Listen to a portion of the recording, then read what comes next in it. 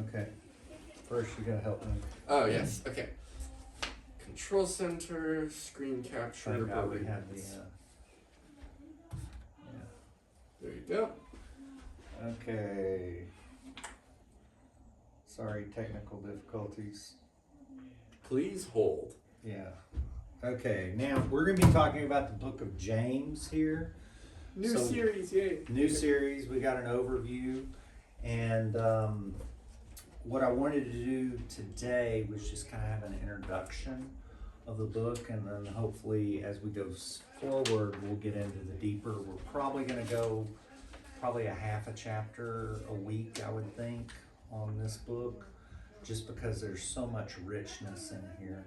You'll see in our overview that a lot of this is pulled from the Sermon on the Mount, some of it's pulled from Proverbs, but before we kind of understand it, we want to look at it from a, here's our $10 word, hermeneutical background, right? So we know the audience, what the original meaning was, who the original audience was, all that type of stuff. So who the author is. So that's why I have a fancy PowerPoint, and I got snowed in this week, so I had a little extra time.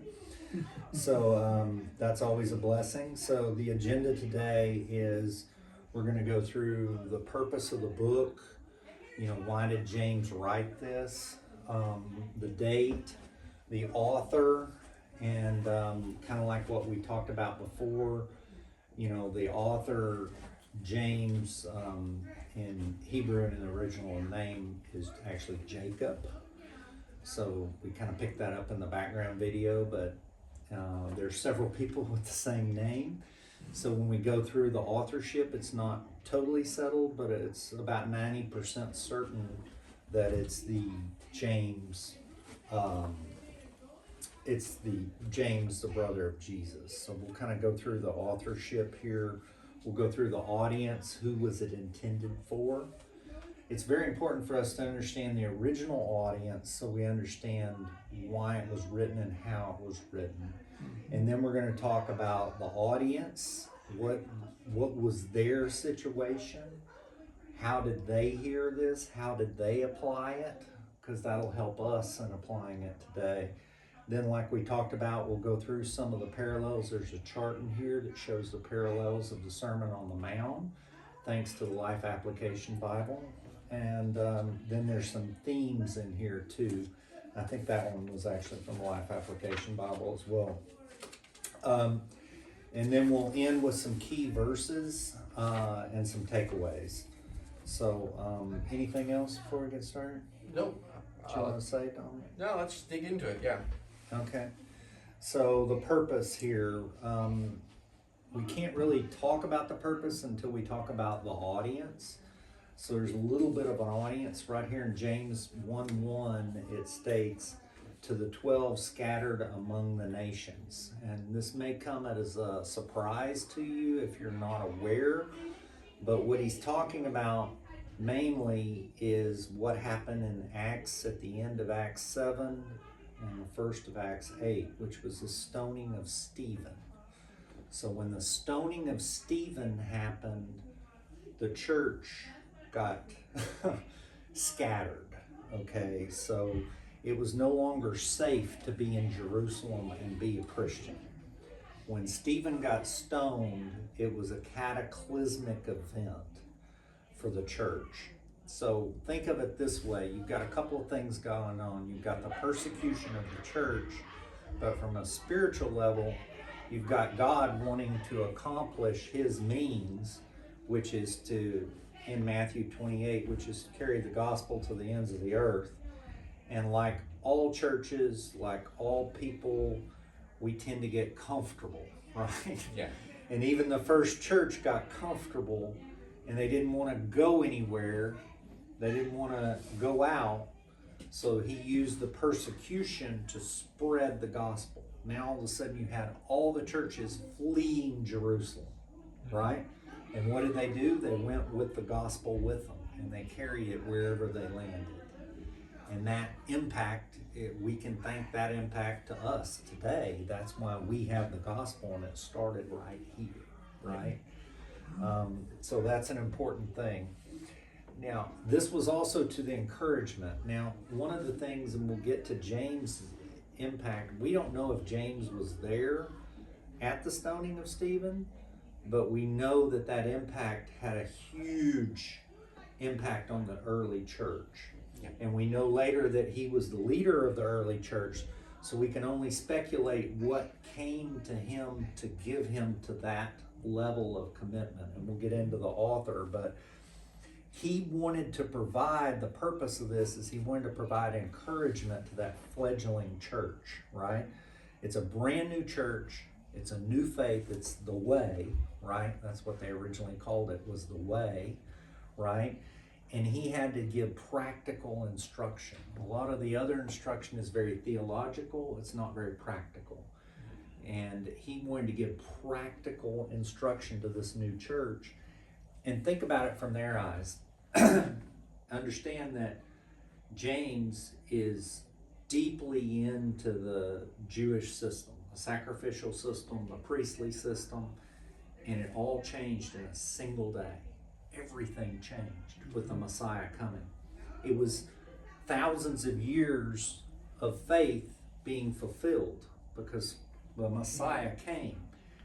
And James, later, he didn't see it initially, but he finally got it. And then he had to recognize that change, and then he had to take his brethren from that line of thinking. It's like a paradigm shift. Character arc. Yeah. To the new line of thinking and the new way of what does it look like for our religion after the Messiah comes, right? And that's his focus on this. So the church is grafted in. That's Romans 11, 17 through 21. So we're included. When you see the 12 tribes, don't think that you're not included. We're all included. You're an Israelite because you're circumcised by your heart, right? As a Gentile. And then James addresses all the practical questions. So, one of the big questions is, how do you have a personal relationship? That's what we struggle with today. James had to do that for the first time. Think about their system. There was no such thing as a personal relationship. You went through a priest, right? Mm-hmm. It was very odd because they had to go through the priest. They had to go to the temple. They had the curtain was still there in their system prior to Jesus' death and the curtain being torn and the access changing. So he had to take them from that whole mindset into a personal relationship. And how do you actually walk that out? That's great. Yeah, James is like a famously practical book. There is a bit of theology in it that's tied to that when he talks about how faith ties into works. Sorry.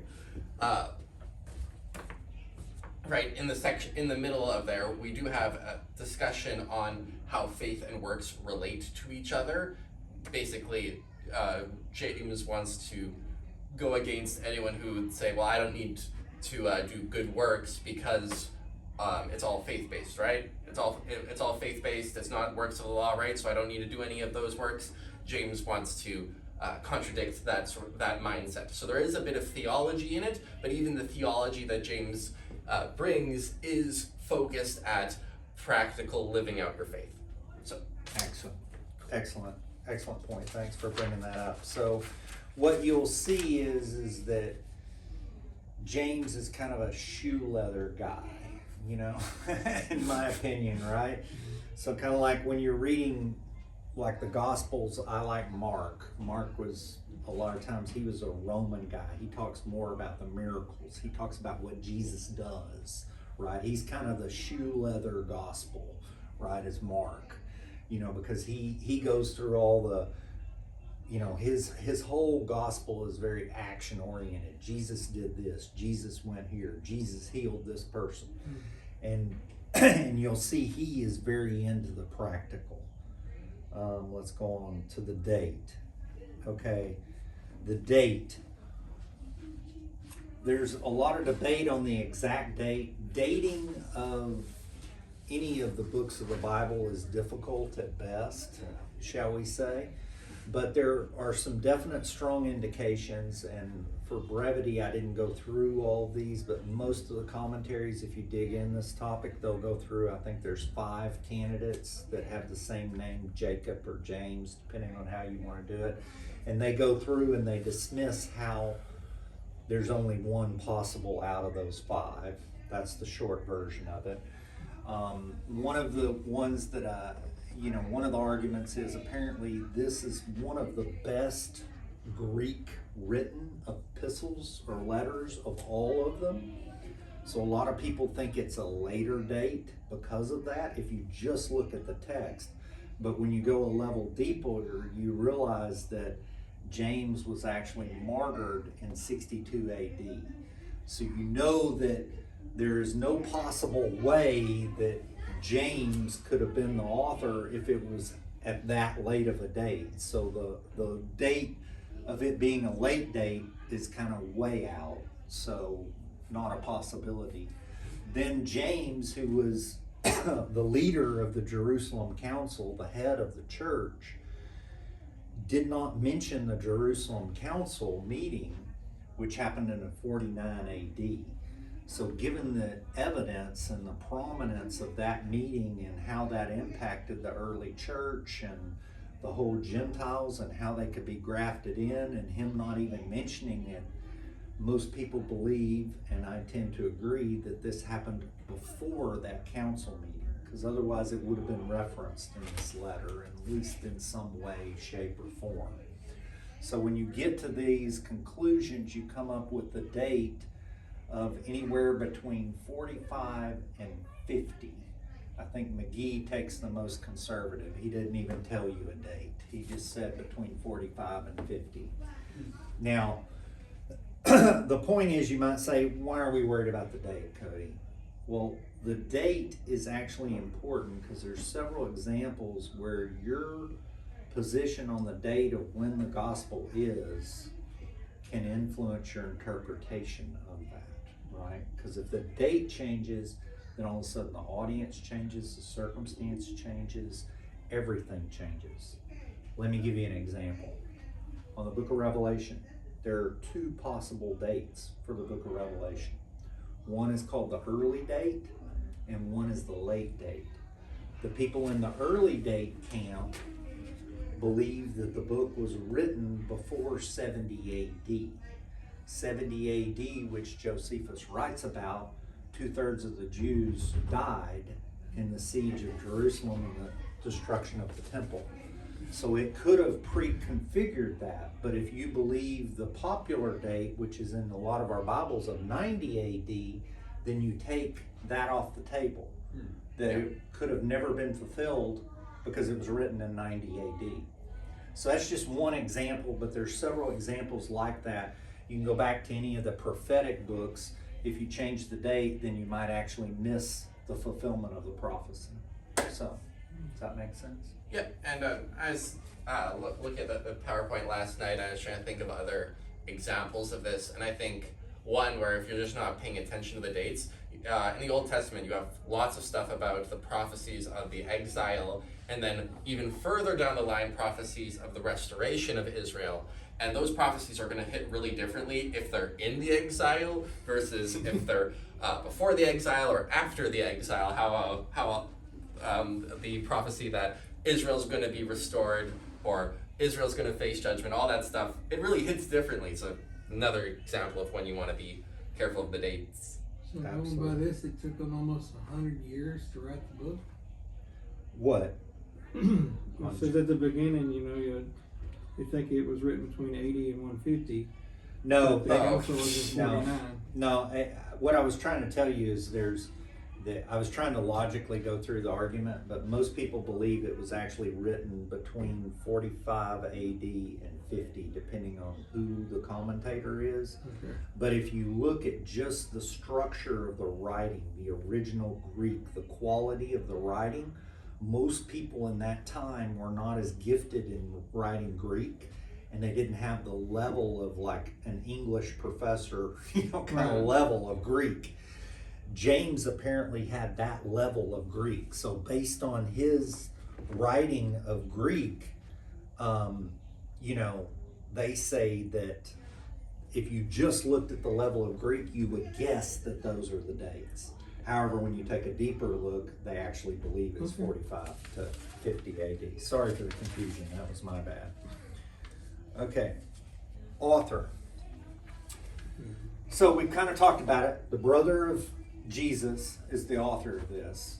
And Jesus was, you know, he didn't really understand the ministry of Jesus at the time, and he was hostile towards his brother. So, but just think about it. Think about this practically. You know, James is a practical guy. If your brother is Jesus, Yeah. how tough is that? Right? You never live up to it. Yeah. I mean, can you imagine your parents saying, why aren't you more like your brother Jesus? You know, I mean, this is like the ultimate. So there's no, I mean, to me, this is almost a verification that Jesus is who he said he was, because, you know, he didn't just readily accept it. You know, he's like, no way, that's my brother. There's no way he's the Messiah. So he had to come to some type of an event in his life that caused that. And, you know, we kind of talked about this, because if you look at just the transformation of James is unbelievable, at least in my opinion, as I started to study this. Because look, I mean, he went from, he is like a Pharisee, right? That's the system he grew up in. So, and then he's looking at Jesus, not believing him, thinking he's a heretic. Why? Because he claimed he was God, right? Rightfully so, from his vantage point. And then he goes all the way from that to being in Acts, he's the prominent leader, and then Peter even sends word of his escape, you know, in Acts again, when Peter, then he presides over the original church, and then he ends up dying for the church in 62 AD, right? From Josephus.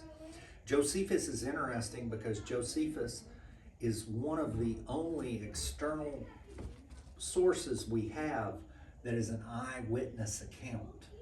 So Josephus was writing about these events while they happened at the time. So he's like an eyewitness account. You can't get a better account than an eyewitness account.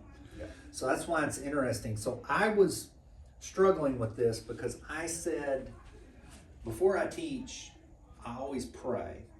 And I pray the night before and I say, God, you know, give me inspiration, tell me how. And my question last night when I was praying and I was going to sleep was, how did this transformation happen? How did James go from non-believing to not just believing, but being called camel knees, right?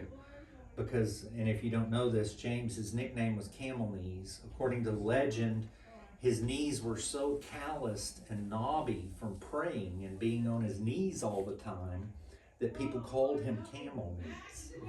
And he's the father of the church. So I said, how did he go from this extreme change? How did that happen, Lord?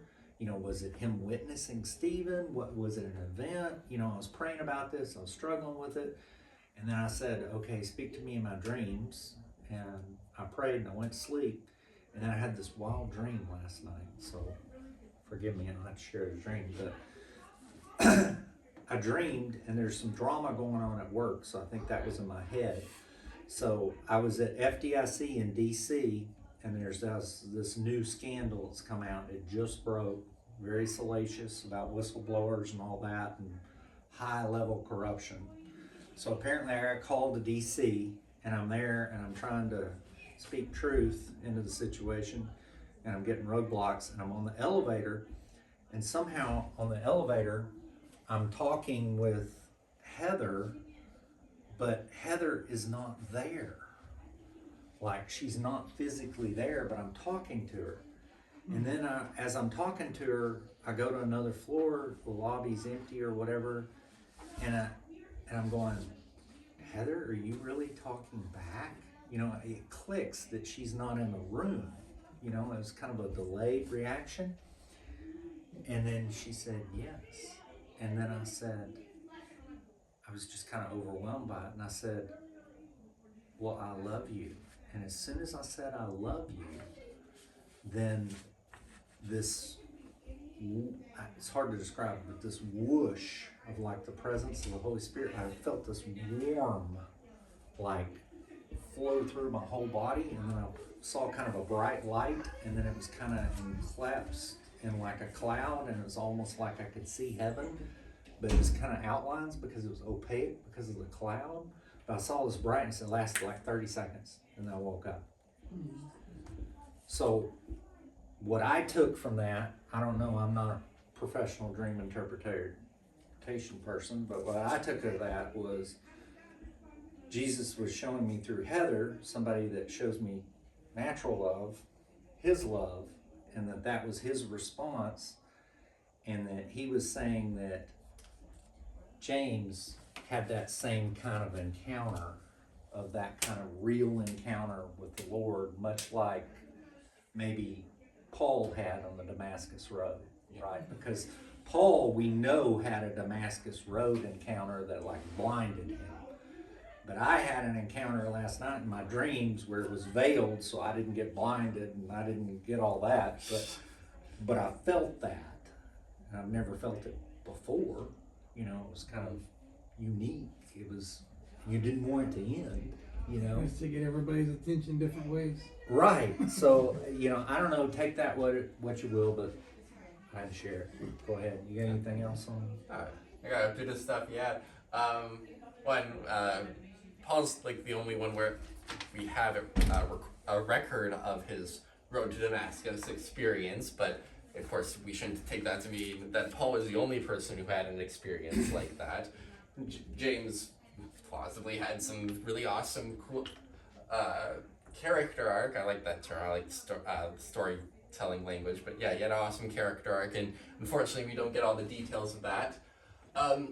Something interesting about James, so Catholics say that Peter was the first pope, but if you just look at like the biblical evidence, James has a much more prominent position of leadership in Acts and such than Peter. Like if anyone would have been the first pope, it would have been James. Of course, Protestant don't think there was like a pope in that sense, but if it was anybody, it would be James. And you know, so James has quite a few credentials, prominent leadership position in the church, brother of Jesus.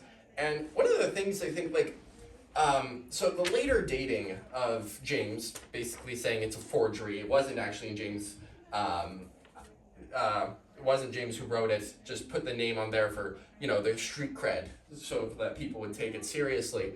But it's so understated. It's just James, slave of God and of the Lord Jesus Christ. Doesn't go into any of his credentials or why you should listen to him. And because it's so understated, I think that's kind of interesting. It doesn't really jive with this forgery sort of explanation of the authorship. If it was a forgery, if I was forgery, I'd be like, James, brother of Jesus, leader of the church, here's why you should listen to me. But it's not, just James here, here's what you should do, right? So that's cool. Yeah, we talked about that. So one of the questions we had this morning was, if he mentions himself as bondservant of Christ, or I forget the exact terminology, but he mentions himself as that instead of the brother of Jesus, why would he do that? Yeah. And my speculation is that he was so enamored once he had that experience with Christ, the Messiah, that the physical material didn't matter anymore. And he wanted the focus to be on the Messiah, not on his relationship physically, right? So I think he was so enamored with that, that's why he did that, which I think that's an excellent point too, the veracity of who the author is. It was in, sorry. Go ahead. Was it in Galatians where Paul like actually starts going into his credentials and he's like, I'm talking like a fool. I don't want to be doing this. Yeah. I like that's a scenario where he feels like the need to get into his credentials, and he like is explicitly talking about how he doesn't want to do this because he doesn't think this credentials game is what the Christian apostle should be doing. Right, and he counts it all as dung, right? Yeah. You know, but the other thing here is it also kind of reminds me of the Gospel of John, right? John never referred to his name, right? Yeah. He said the one that loved the disciple. Yeah. You know.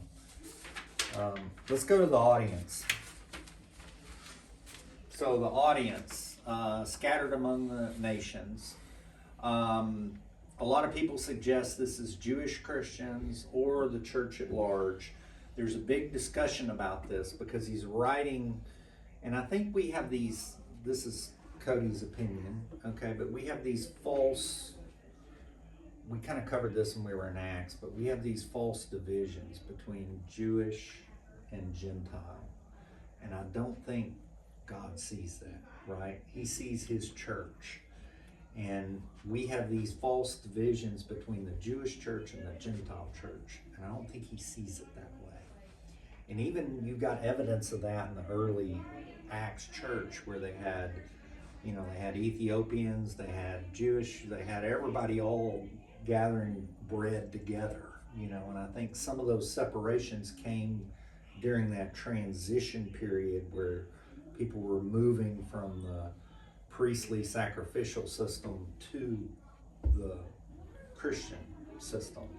And that's just my comment on that.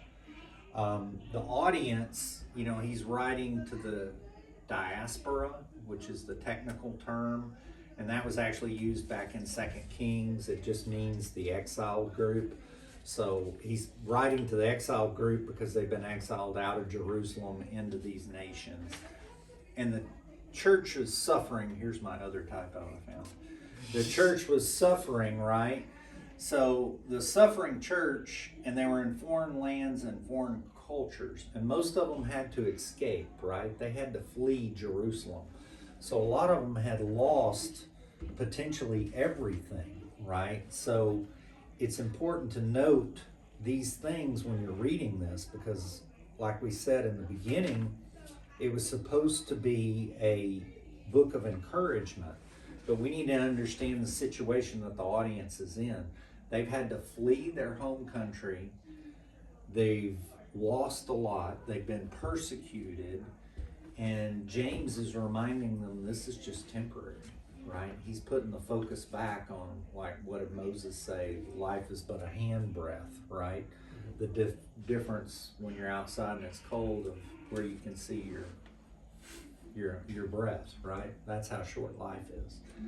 Go ahead. Just one thing, whenever there's Yeah. Whenever we get a line like this, the 12 tribes scattered among the nations, this is a very like open-ended address. So lots of things like 1 Corinthians and the Corinthians, that's like to a church. And so application is sometimes more difficult because it's like you have to think, okay, what was this church going through? How does this relate to what I'm going through or my church is going through? And then get application this way. But it's really nice when it's a broad address like this because it's like, oh, okay, this is already written with the intent of having broad application. So that makes it really nice. Again, to the practicality of James. And I think that gets back, I'm glad you brought that up because that gets back to what we had talked about before. The church understand they say that this is one of the earliest writings of the New Testament, interestingly enough, or the early church writings. So based on the date. So a lot of this is very early. So understand the church is in its infancy. So his instruction, it may be even to Jewish believers, but it applies to the Gentile because everybody coming in is new, right? Yeah. It's the church itself is so new that the application is rich in this for us because it's all new.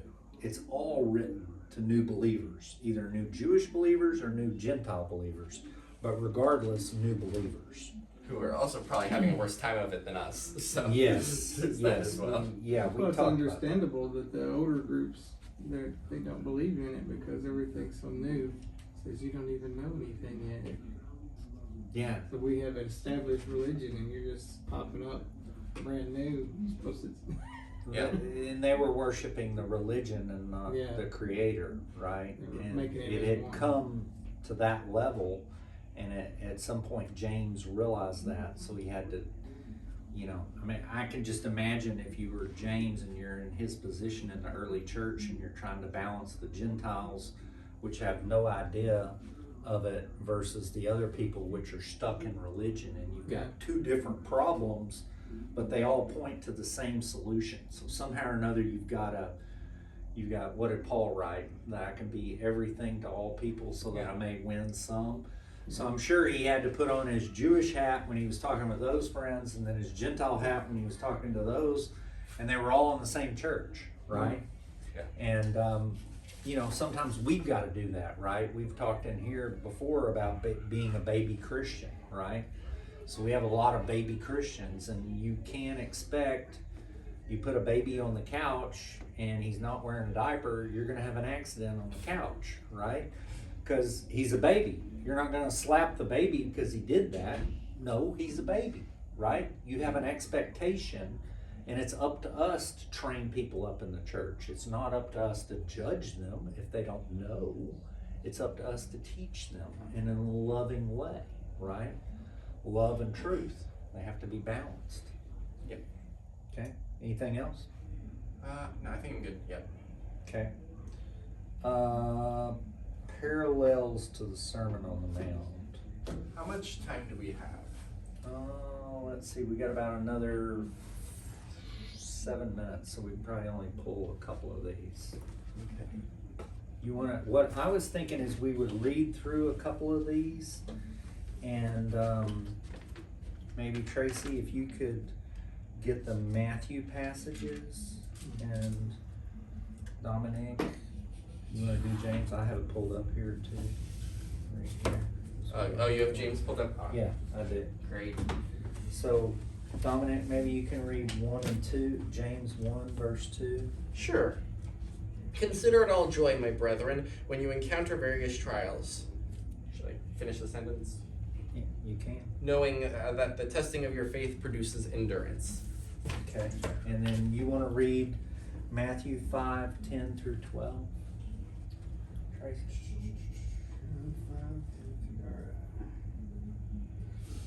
You're blessed with or committed to God provokes persecution. Persecution drives you even deeper into God's kingdom. Not only that, count yourself blessed every time people put you down or throw you out, speak lies about you to discredit me.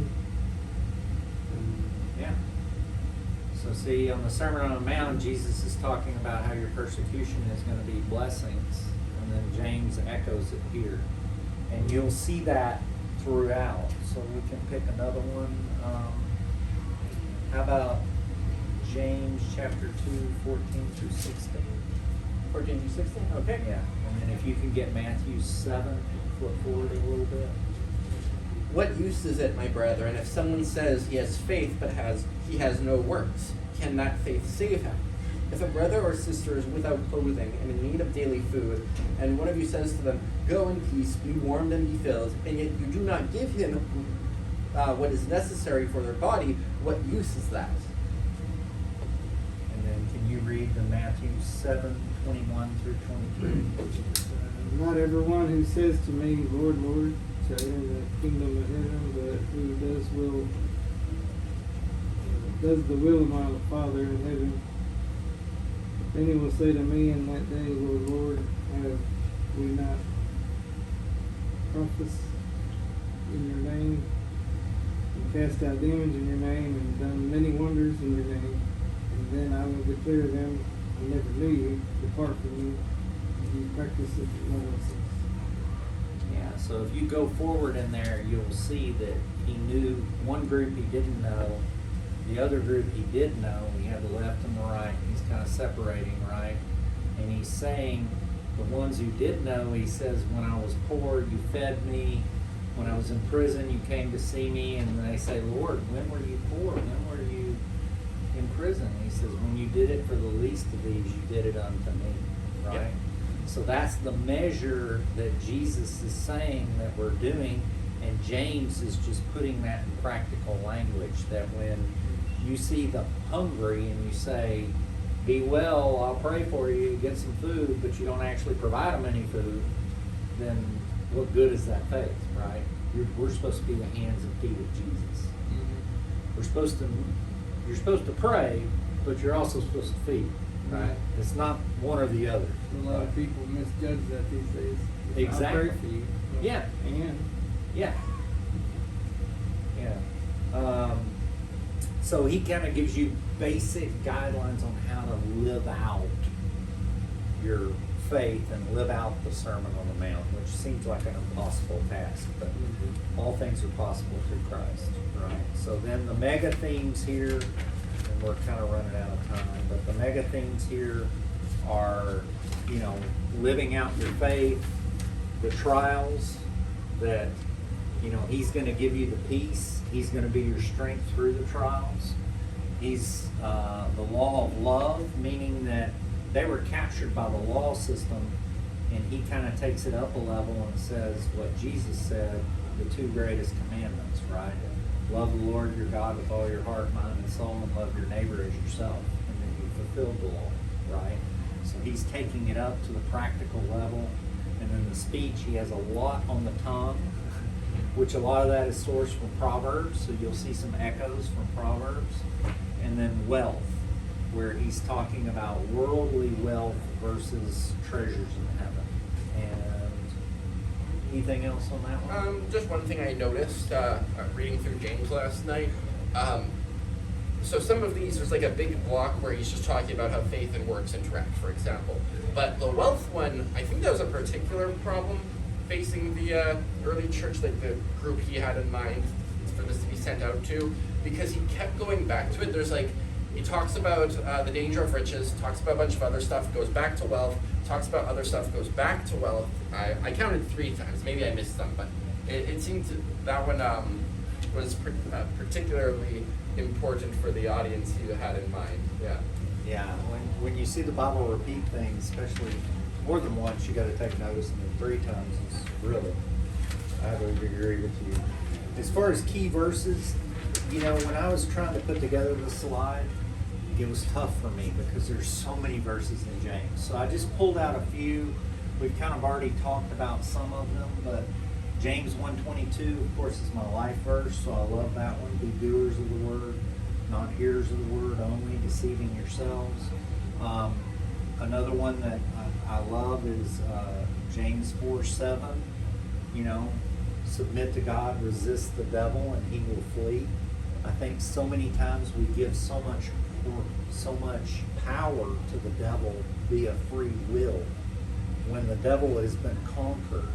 The only power he has over our lives, and I think this is consistent with what James would say here, is what we give him, right? So your free will, when you entertain that fear, when you let the mind, you don't renew your mind in the scripture, you're giving the devil free reign, right? So you need to resist the devil, you need to call it out, you need to call on Christ, and I'm a firm believer on that one. And then James 5:16, which is great, and that's another one. Normally I read it to 17, but confess your trespasses to one another, pray for one another that you may be healed. For the effective prayer of a righteous man avails much. So what it's saying here is there's an order there. So when, you know, you not only gotta confess your sins to one another, that indicates a relationship. So the person I'm confessing my sins with, I have to trust implicitly, right?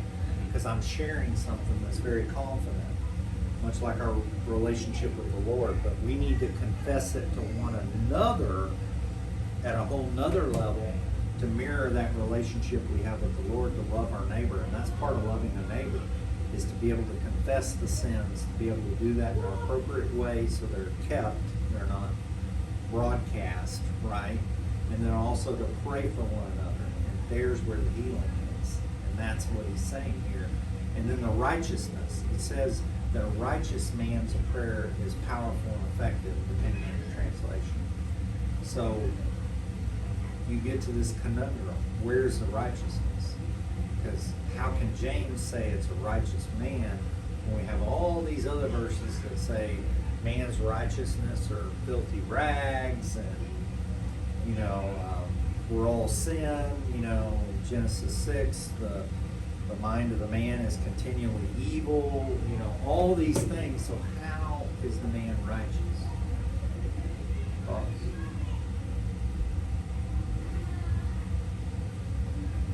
Well, that was just like in that day, it's hard today to confess to your neighbor and not expect them to go blabber around town. So it's the same thing as it was back then, because it's people talking back then too. Because he wants that deep trust in that relationship. But the righteousness, I would argue, is one of the things that we need more of. And you can't get righteousness on your own. You're righteous because of the position you are. You're the temple. His temple moved inside you. You have the Holy Spirit in you. So you are righteous by position, not by yourself, but by who is in you. Right? And if you lack righteousness, then that's one of your prayers. It's one of the ones I do all the time, is to ask for God to impute righteousness on you, because he's the one that can give you righteousness, not us, right? But the more righteous we are, then the closer we can get in relationship to him. It's back to that proximity principle, right?